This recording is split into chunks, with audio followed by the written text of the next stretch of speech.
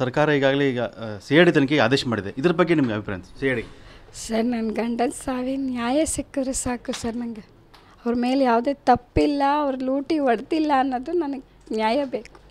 ಯಾಕಂದರೆ ಅವ್ರು ಡೆತ್ ನೋಟಲ್ಲಿ ಕ್ಲಿಯರಾಗಿ ಬರೆದಿದ್ದಾರೆ, ನಂದು ಯಾವುದೇ ರೀತಿ ತಪ್ಪಿಲ್ಲ ಅಂತ ಬರೆದಿದ್ದಾರೆ. ನನಗೆ ಅವರು ಅಂಥ ಅಧಿಕಾರಿ ಅಲ್ಲ. ಅವ್ರ ನಿಯತ್ತಿನ ನಾಯಿ ಥರ ಕೆಲಸ ಮಾಡಿದ್ದಾರೆ. ಆಫೀಸ್ ಅಂತೇಳಿ ಮನೇನೂ ಮರೆತು ಅವ್ರ ಜೀವನ ಮಾಡಿದ್ದಾರೆ. ಅಂಥ ಅಧಿಕಾರಿಗೆ ಈ ಥರ ಅವ್ರ ಡೆತ್ ನೋಟ್ ಬರೆದಿಟ್ಟು ಅವರು ಆತ್ಮಹತ್ಯೆ ಮಾಡ್ಕೋಬೇಕಾದ್ರೆ ಅವ್ರಿಗೆ ಎಷ್ಟು ಪ್ರೆಷರ್ ಇದ್ದಿರ್ಬೋದು ಸರ್. ಅದು ಅವ್ರು ಲಾಸ್ಟಲ್ಲಿ ಮೆನ್ಷನ್ ಮಾಡಿದ್ದಾರೆ, ನನಗೆ ಅವಮಾನ ಆಗಿದೆ ಅಂತಲೇ ಅವಮಾನ ಅಂತ ಬರೆದಿಟ್ಟು, ನಾನು ಹೇಳಿಯಲ್ಲ ಅವಮಾನ ಅಂತ ಬರೆದಿರ್ಬೇಕಾದ್ರೆ ಅವ್ರು ಎಷ್ಟು ಪ್ರೆಷರ್ ಹಾಕಿದ್ದಾರೆ, ಅವ್ರ ಮೇಲೆ ಏನು ಆರೋಪ ಹೊರಿಸಿದ್ದಾರೆ ಅನ್ನೋದು ನನಗೆ ಬೇಕು. ನಂಗೆ ನ್ಯಾಯ ಬೇಕು. ಅಲ್ಲ, ಅವ್ರು ಹೇಳ್ತಾ ಇರೋದು ಈಗ ಸಾಕಷ್ಟು ನಾವು ಒತ್ತಡದಲ್ಲಿದ್ದೆ, ದೊಡ್ಡ ಪ್ರಮಾಣದಲ್ಲಿ 187 ಕೋಟಿ ರೂಪಾಯಿ ಹಣ ಬಂದಿದೆ, ಅದು ಸಾಕಷ್ಟು ಹಣ ದುರುಪಯೋಗ ಆಗಿದೆ ಅಂತ ಅದರಲ್ಲಿ ಡೆತ್ ನೋಟಲ್ಲಿ ಬರೆದಿದ್ದಾರೆ. ಸೊ ಅಂದರೆ ಯಾವ ರೀತಿಯಾಗಿ ಹಣ ದುರುಪಯೋಗ ಆಯಿತು ಅಂತ ಯಾರ್ಯಾರು ಶಾಮೀಲ? ನಮ್ಗೆ ಮೆನ್ಷನ್ ಇಲ್ಲ ಸರ್. 3 ಅಧಿಕಾರಿ ಹೆಸರು ಬರೆದಿದ್ದಾರೆ, ಮೆನ್ಷನ್ ಡೆತ್ ನೋಟಲ್ಲಿ ಕ್ಲಿಯರಾಗಿ ಬರೆದಿದ್ದಾರೆ. ಮೊಹಮ್ಮದ್ ಯಾಹಿಯಾ ಕುರಿ ಸಾಕಿ ವರ್ಷಕ್ಕೆ 40 ಲಕ್ಷ ಗಳಿಸ್ತಿದ್ದಾರೆ. ನೀವು ಕೂಡ ಅವರಿಂದ ಕಲಿಬೇಕಾ? ಅವ್ರ ಜೊತೆ ವಿಡಿಯೋ ಕಾಲ್ನಲ್ಲಿ ಮಾತಾಡಬೇಕಾ? ಈಗಲೇ ಫ್ರೀಡಮ್ ಆ್ಯಪ್ ಡೌನ್ಲೋಡ್ ಮಾಡಿ. ಪದ್ಮನಾಭನ್ ಜಿ ಪದ್ಮನಾಭನ್ MD ಅಂತ ಹೇಳ್ಬಿಟ್ಟು ಇನ್ನೊಬ್ಬರು ಅವ್ರ ಹೆಸರು ಅಧೀಕ್ಷಕರು ಅಂತ ಒಬ್ಬರು ಹೆಸರು ಬರೆದಿದ್ದಾರೆ. ಒಬ್ಬರು union bank head office madam ಹೆಸರು ಬರೆದಿದ್ದಾರೆ. ಅವ್ರದ್ದು ನಾನು ಕೇಳ್ತಿರೋದು ಇಷ್ಟೇ, ಅವ್ರ 3 ಜನ ಅಧಿಕಾರಿಗಳಿಗೂ ಶಿಕ್ಷೆ ಆಗಬೇಕು.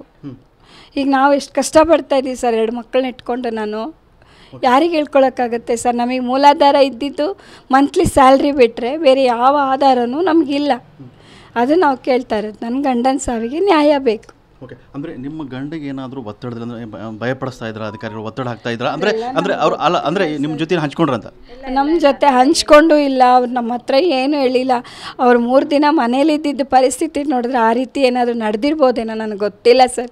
ಅವ್ರು ನಮ್ಮ ಹತ್ರ ಹೇಳ್ಕೊಂಡಿಲ್ಲ. ಡೆತ್ ನೋಟಲ್ಲಂತೂ ಕ್ಲಿಯರಾಗಿ ಮೆನ್ಷನ್ ಮಾಡಿ ನನ್ನ ಸಾವಿಗೆ 3 ಜನ ಕಾರಣ ಅಂತ ಕ್ಲಿಯರಾಗಿ ಬರೆದಿದ್ದಾರೆ ಸರ್.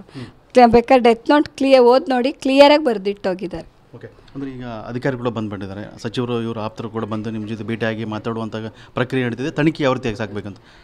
ತನಿಖೆ ಅಂತಲ್ಲ ಸರ್, ನನ್ನ ತನಿಖೆ ಆದ್ರೂ ನ್ಯಾಯವಾಗಿ ನಮಗೆ ನನ್ನ ಗಂಡನ ಸಾವಿಗೆ ನ್ಯಾಯ ಬೇಕು. ನಾನು ಒಂದೇ ನಿಮ್ಮನ್ನು ಕೇಳ್ಕೊತಾ ಇರೋದು, ನನ್ನ ಗಂಡನ ಸಾವಿಗೆ ನ್ಯಾಯ ಬೇಕು. ಆತ್ಮಹತ್ಯೆ ಮಾಡಿಕೊಂಡು ನಮ್ಮನ್ನು ಜನ 108 ಥರ ಮಾತಾಡ್ತಾರೆ, ಅದೆಲ್ಲ ಬೇಕಾಗಿಲ್ಲ.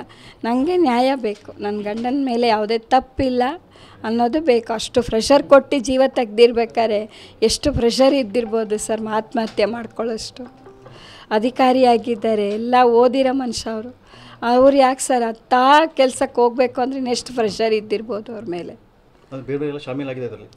ನಂಗೆ ಅದ್ರ ಬಗ್ಗೆ ಗೊತ್ತಿಲ್ಲ ಸರ್. MD ಗಮನಕ್ಕೆ ಬರದೇ ಇರಲ್ಲ ಸರ್. ಮೆನ್ಷನ್ ಮಾಡಿದ್ದಾರೆ ಅವರು ಕ್ಲಿಯರಾಗಿ, ಜಿ ಪದ್ಮನಾಭನ್ MD ಅಂತಲೇ ಮಾಡಿದ್ದಾರೆ. ಮಹರ್ಷಿ ವಾಲ್ಮೀಕಿ SC ಡಿಪಾರ್ಟ್ಮೆಂಟ್ MD ಅವ್ರ ಹೆಸರು ಮೆನ್ಷನ್ ಮಾಡಿದಾರಲ್ಲ ಸರ್. ಅವರು ಅದು ಹೆಂಗೆ ಗಮನಕ್ಕೆ ಬರದೇ ಆಗತ್ತೆ ಸರ್? ಅದು ಹೆಂಗೆ ಸರ್ ಫೋರ್ಜರಿ ಆಗೋಕ್ಕೆ ಚಾನ್ಸೇ ಇಲ್ಲ ಸರ್. ನಾನು ಅಲ್ಲಿ ಹೇಳ್ತಾ ಇರೋದು ಕ್ಲಿಯರಾಗಿ ಅವ್ರು ಮೆನ್ಷನ್ ಮಾಡಿದ್ದಾರೆ. ಯಾಕಂದರೆ ಸುಳ್ಳು ಹೇಳೋ ಮನುಷ್ಯ ಅಲ್ಲ, ಒಬ್ರಿಗೆ ಮೋಸ ಮಾಡೋ ಮನುಷ್ಯ ಅಲ್ಲ ಅವರು. ನಮಗೆ ಗೊತ್ತಿದ್ದಂಗೆ ನಾವು MPM ಅಲ್ಲಿ ವರ್ಕ್ ಮಾಡ್ತಾ ಇದ್ದಿಂದ ನಾನು ಅವ್ರು ಅಬ್ಸರ್ವ್ ಮಾಡ್ಕೊಂಬಂದಿದ್ದೀನಿ. ಅವ್ರ ಜೊತೆ 22 ವರ್ಷ ಸಂಸಾರನೂ ಮಾಡಿದ್ದೀನಿ. ಅಂಥ ಮನುಷ್ಯ ಅಲ್ಲ. ಒಬ್ರಿಗೆ ಸುಳ್ಳು ಹೇಳೋದು, ಫೋರ್ಜರಿ ಮಾಡೋದು, ಒಬ್ರ ಹತ್ರ ಲಂಚ ಇಸ್ಕೊಳ್ಳೋದು ಅಂಥ ಅಧಿಕಾರಿನೇ ಅಲ್ಲ ಅವರು. ನಾನು ಬೇಕಾದ್ರೆ ಎಲ್ಲಿ ಬಂದರೂ ಬೇಕಾದ್ರೆ ಹೇಳ್ತೀನಿ ಸರ್, ನಾನು ಒಳ್ಳೆ ಮನುಷ್ಯ ಅವರು. ಓಕೆ, ಇದು ಸರ್ಕಾರದ ಮೇಲೆ ವಿಶ್ವಾಸ ಇದೆಯಾ? CID ಪ್ರಕರಣದ ಬಗ್ಗೆ ತನಿಖೆಯಿಂದ ಹೊರಗೆ ಬರೋದು ವಿಶ್ವಾಸ ಇದೆಯಾ? ವಿಶ್ವಾಸ ಇದೆ ಸರ್. ಸರ್ಕಾರದ ಮೇಲೆ ವಿಶ್ವಾಸ ಇದೆ.